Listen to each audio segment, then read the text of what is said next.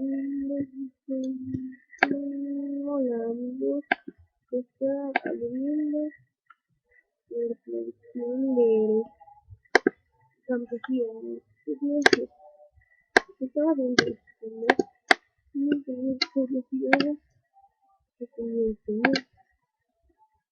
De lo que estaba viendo se trataba de, pues, creo yo, un episodio de en este episodio o si no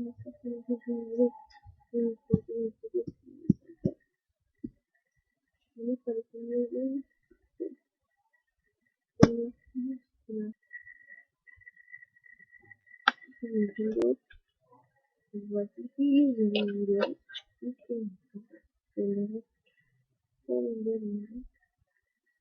La casa es muy intensa y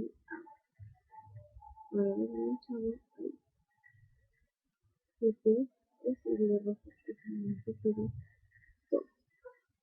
Se volvía y la actuación